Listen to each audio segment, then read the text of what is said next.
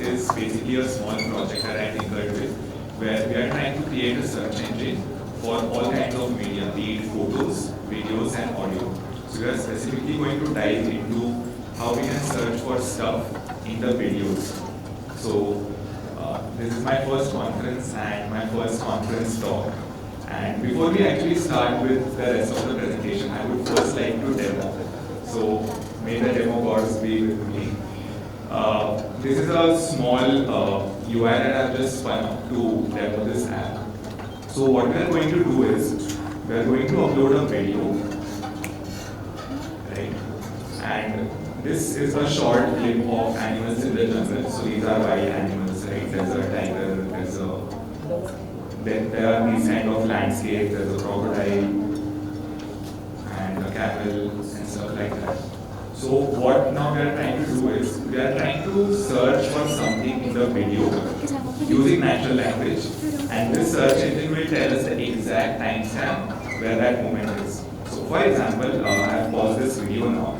I want to search for where is the tiger. So I will simply go ahead, search for tiger, and voila.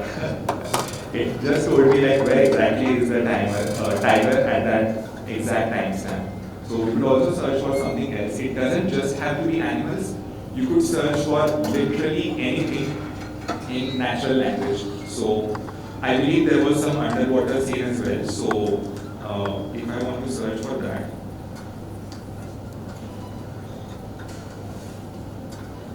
there we have it. So it has taken us to 1 minute 34 seconds timestamp where there is this underwater scene in the video. So imagine having a search engine for all sorts of media, be it images, videos, and audio, and you could search through it using natural language. Would you guys like to search for something in this video? You can just tell me and I'll search it right away. Camel? Okay. I'll pause the video. There it is. The camel. Cool, right? Can you try something more generic like trees or trees? water? Okay. There are the trees. So you can also search for like longer stuff, right? So I had presented this same talk at a small meetup, and there's a sloth in this video who's trying to like clap something. So one guy from the audience asked me to search for sloth clapping, right? So there it is, and he's like trying to clap with his hands. So you could go like crazy with the queries with this one. Anything else? Something that is not there in the video, what do you Let's search for that.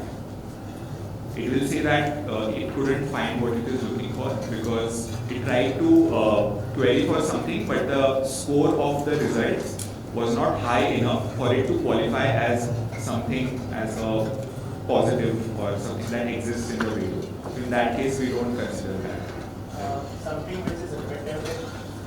Yeah, so in that case, this UI is built in such a way that it will tell you the first result. But under the hood, it is going to return you all the results. So in this video, there are tigers at multiple timestamps. But when you search for tiger, it will just show the first instance. But yeah, it can give you all the instances of tigers across the entire video. Can we search for a specific parameter for a particular subject? For example, if there was only one scene with just 3 tigers, then ask him like how many tigers were there? Yes, you can. We can do that. We can't ask him how many tigers there are because it's not going to answer stuff about video. But if you search for 3 tigers or 10 tigers, then in that case it will work. I don't know if there are multiple tigers in this video. There's only one tiger. But I'm sure it will work with that query. So let's move on with the presentation. That was the demo. So the presentation is going to revolve around how did I build this and what are the building blocks that made this app possible. So a bit about me, I am Kedar Basutkar. I am a software engineer at Lucidity, and my company Lucidity works in auto-scaling block storage. So a quick agenda, we are done with the demo, and I talk about why did I build this tool, what was the motivation, and how does the video processing flow work. And then we do a technical deep dive into the building blocks, that is the vision models, embeddings, and vector databases. And since this is a small MVP running locally on my laptop, what would the scaling look like if we were to build a full-size production system of this? So we'll dive a bit into system design, and lastly we'll just wrap up. So what is the motivation behind creating this tool? So basically wanted to create a search engine for media, as I said, where I didn't want to scroll through my entire photos app, or if I'm trying to search for something in the video, I don't want to stuff the entire video. I just want to be able to search for it with natural language. And the building blocks that make this search engine possible are vision models, embeddings, and vector databases. So this is how the video processing flow works. So we have an input video, and what we do is we extract frames out of a video at some interval. So a video is just a bunch of frames per second, right? At 30 FPS, 60 FPS. So we will extract frames, for example, at every 1 second. And then we will have a bunch of frames which we will pass to a vision model and ask it to generate a description of that frame. And the vision model will output us the description of that frame, and we are going to create embeddings for every description, and we are going to save those embeddings along with the timestamp in a vector database. So let's do a quick deep dive into all 4 steps to understand how it works. And that was the video processing flow, and this is going to be the video query flow. So when I uploaded the video, it processed it in the background for me. So now when I'm trying to query for something, I will vectorize my query using the same embedding model, and using that vector, I'm going to query our vector database and return the results. So that's how the video querying flow works. So starting with the first building block, which is a vision model. So vision model is a type of multi-modal LLM which can take image as well as textual input. So these are the examples of vision models such as Lava, GPT-4o, Llama 3.2 Vision, it's a 11 billion parameter model, Moondream, which is a very small model, 500 billion parameters. So these models are very good at image captioning or image interpretation. So they can tell you what exactly is going on in an image. They can identify subjects, they can identify action. So they are very good at capturing these nuances. But at the same time, they have very high computational requirements. So this point will become very important when you are trying to create a system design of this. Right? So this is how we use vision models for this. So this is the first frame of our video where a tiger is like walking into a lake. And this is the prompt we have given. Describe this image. So this is what the vision model will output. This image shows a majestic tiger walking through a shallow body of water surrounded by greenery, and so on and so forth, right? So bigger the model, better the description you will get. And this is a description that we are going to generate for every frame in our video at some interval, like every 1 second or every 5 seconds. Now we are going to create embeddings out of these descriptions. So that's where embedding models come into play. So embeddings are nothing but n-dimensional numeric representation of any data. So in this case, our data is the description of the image, right? The model we just generated. So using these embedding models, we are going to create these kind of vectors. So what you see at the bottom here is a vector. It is nothing but an array of floating point numbers. But these numbers are not random. They are designed to capture semantic meaning of the text that was given as the input. So these are vectors, right? So similar vectors or text with similar meaning will be close together in that vector space, as opposed to dissimilar vectors that will be very far apart. And these vectors are very optimized for search and compare applications. So let's imagine this 2D vector space, just to illustrate the point a bit better. We have these vectors, a truck, an elephant, cheetah, and a sports car. And we are going to vectorize it using just 2 dimensions, and those 2 dimensions will represent the size and the speed of these vectors. So you see, cheetah and the sports car are very close together because they are very fast and almost same in size, while truck and elephant are very big in size as well as very slow. So that's how vectors live in the vector space and similar items are very close together. So when it comes to these vectors, these embedding parameters matter a lot. So we can create these embeddings for n dimensions, like I said. So it could be 768 dimensions or 1024 dimensions. Could be higher, could be lower.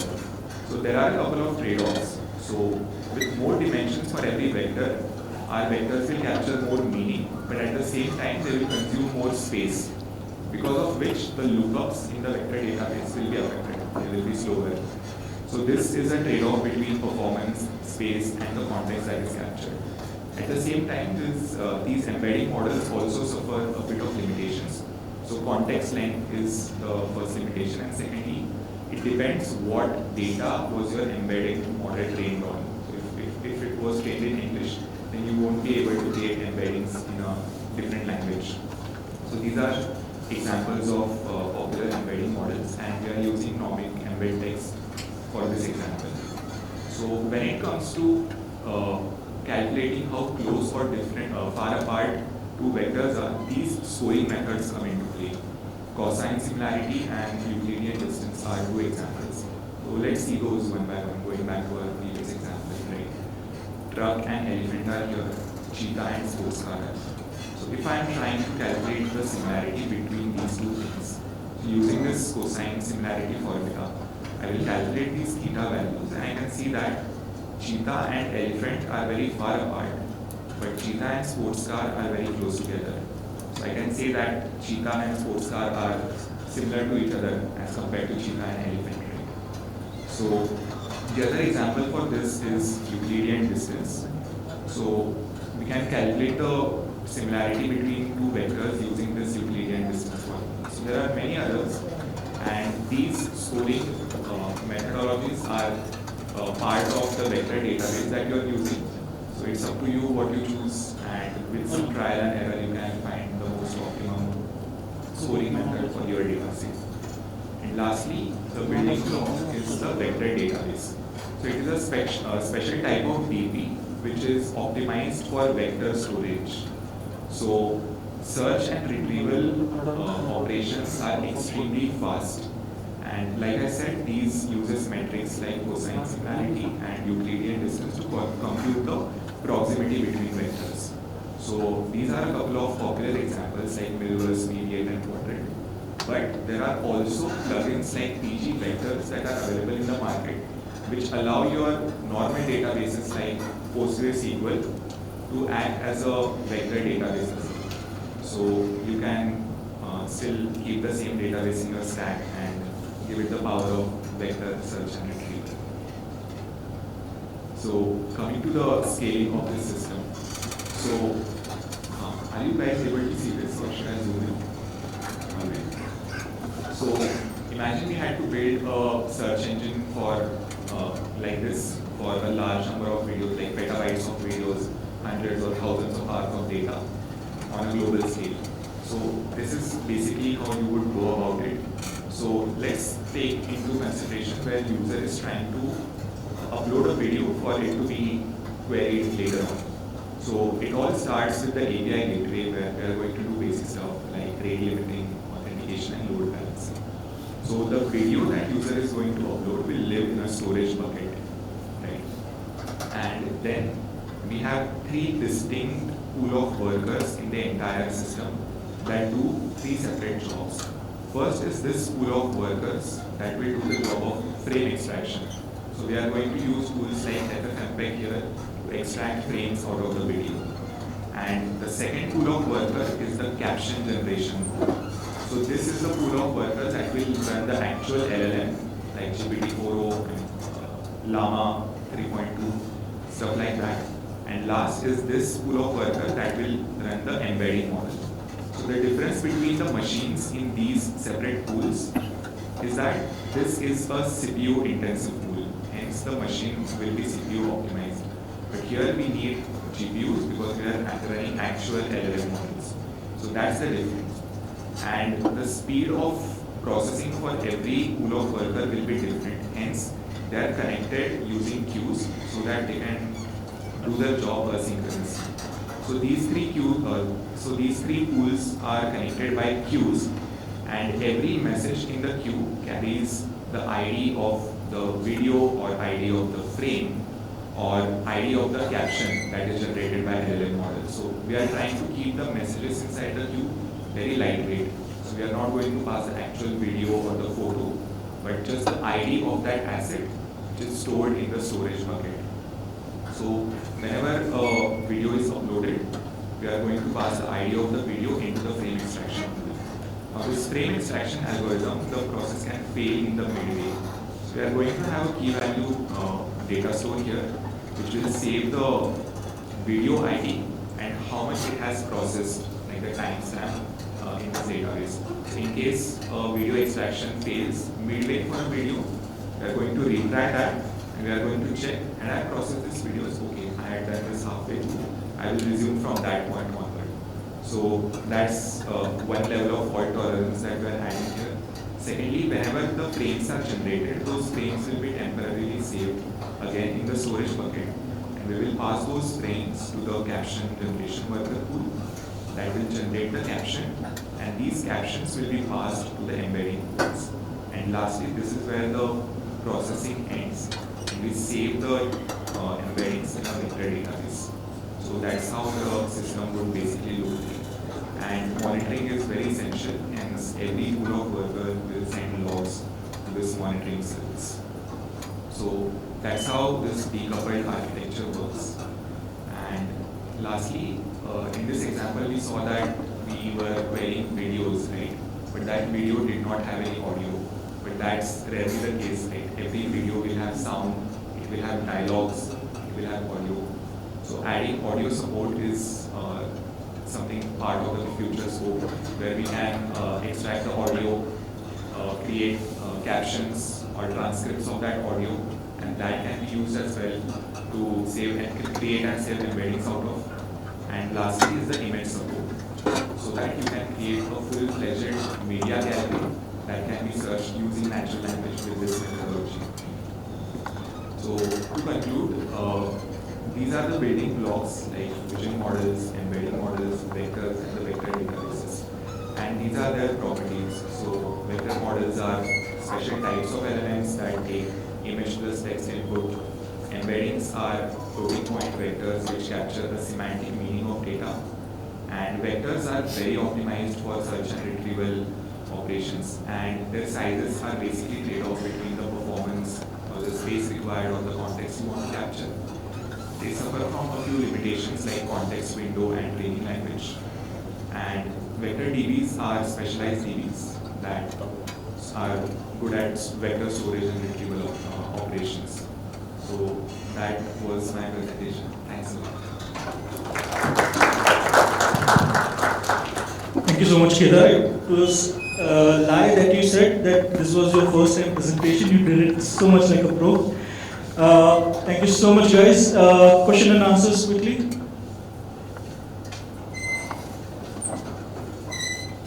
Oh, sorry.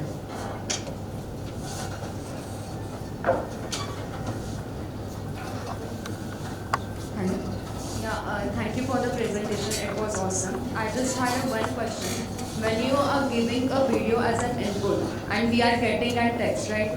But if that video has some text, like suppose there is shop and this shop has a name, so that is going to be detected because there is a concept of OCR also. Yeah. So I'm just curious about it. Yes, so LLMs will also capture the text in the video. Imagine there's a shop, the shop has a name. So highly likely that the caption of that frame will also include the name of the shop. So if you query like where is this chocolate shop in the video, it will take you to that timestamp and your use case would just work.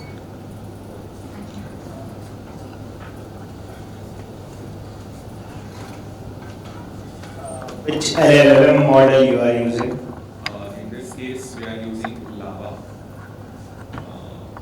And for captioning, we are using Nomic embed text. Sorry, which one? Nomic embed. So this one.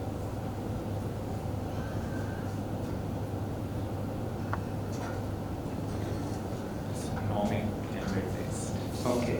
It outputs embeddings in 768 dimensions. Okay. And is this something open source or that's? Yeah, it's on my GitHub. Although the repo is not in a good shape, but yeah, you can find the code there. Okay. Thanks. Hello. Hi, the presentation was awesome. I have just one question. Can we ask questions like find a person who is happy or sad? Like emotions, can we ask emotional questions like that describes an emotional feature of a person? Yes, we can do that. So the way currently it is built that it will only output the timestamp. So show me a sad person, so it will take you to the timestamp where there is a sad person in the video. But if you have follow-up questions about that person, which you would want to interact in a chat fashion, right, like a chat bot, why is this person sad? Then that chat functionality is something that can be easily extended this thing with. That is very much possible. Yeah, I have one quick question. Like, as I can see, it is running on localhost. So your application is running locally. So the architecture that you have showed, like, please correct me if I'm wrong. Firstly, you are using vector key value press to keep track of the frames and its IDs and time frame. Yes. And then you start with storing with initially you store it in S3 bucket Yeah. and then start the next process. Yeah. So for this process, for each and every frame, it detects the objects and the relation, like Euclidean distance and stuff like that, clustering of the objects and finding the relation between the features, like size and speed. That vector processing is actually an internal detail of the vector database. So we don't have anything to do with that. I included that just to illustrate how vector search and retrieval works.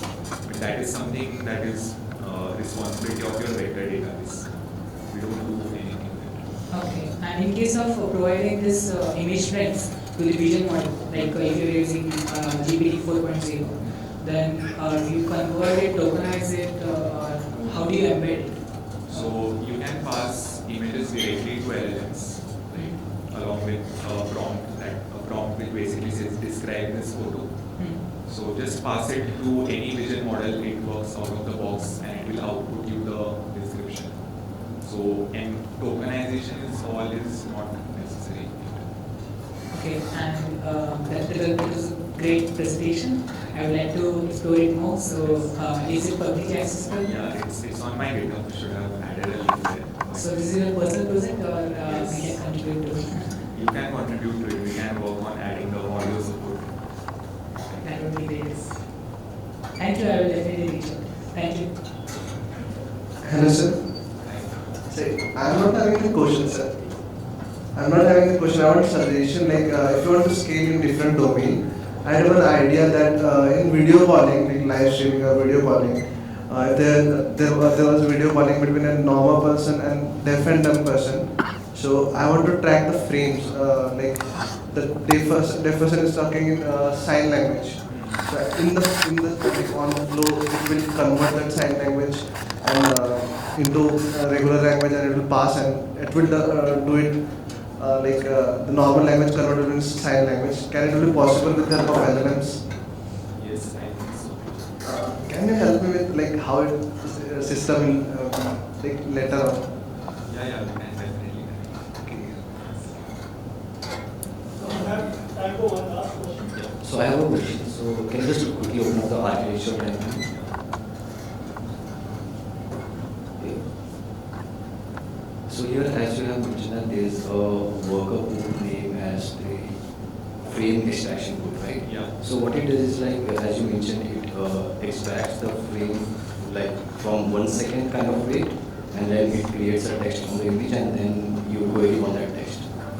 It will just extract the frame. So you will pass a video. Let's say that video is 1 minute long, and you want to extract frames at every 1 second. So this pool of workers will give you 60 frames at 1 second duration. And those images or frames are then stored in this S3 bucket, and they are passed to the caption generation tool. So this is where your LLM or vision model specifically runs to describe every frame.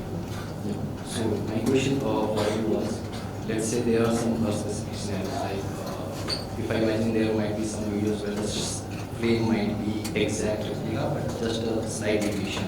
For example, a slow-mo video. A slow-mo video can be a 10-minute long, but it might have a same frame, just the pixels might be deviated from the actual positions. In that case, if this logic goes on, it will store thousands of images in the S3 bucket, but it will have the same data which will be there in the caption generation code. So in that scenario, how we can tackle or handle those kind of conditions where the frames are exact replica of each other, but still it's a valid video. I mean, you cannot say it's not a video, but then how kind of logic can be there in the caption generation code where it distinguishes that it's a slow-mo video, it's a valid one, but still the frames are much similar to each other. So in that case, this very simple indexing logic will not work, because our current indexing logic takes frames at regular intervals. But in your scenario, it won't work because there would be a lot of redundancy. So in that case, we would have to introduce one more step where we compare the difference between two frames and see if the frames are different enough for us to consider it or discard it. So in that case, there would be some image processing to calculate difference between two frames. We can do it either by pixel or some algorithm. And if two frames are different enough, then we will consider that. If not, we will discard it. So in this specific case, for a 10-minute video long, which is a slow-mo, we would only end up generating captions for a few frames only. Yes. Any more questions? A small request, Kedar. I think there were multiple people who were excited about collaborating with you. So do you have a slide which shows your contact information? We can just put it on the screen. Yes. You can open up my portfolio, Kedar, Basutkar.com. There are all the links to my GitHub and everything. Kedar, Basutkar.com. Perfect. We still have some more follow-up questions. Let's take that one. This has been the most interactive session so far, so it's worthwhile to spend some more time. Go ahead. Actually, I just saw your GitHub repository and the project where I can just see the API and UI for this. Yes. So there are some TypeScript files and the UI files and the JSON files. But like I saw, but I didn't. I wasn't able to get much info about the I think it's time for us to leave the room and let them, have this entire room for themselves. But yeah, thank you so much for your enthusiasm. I hope this interaction continues, and that's the whole point of, having these kind of developer conferences. With this, I would request everyone to please come together at the Swami Vivekananda Auditorium for a final day one closing ceremony and speech. So thank you so much for your active participation and patience. Over and out for day.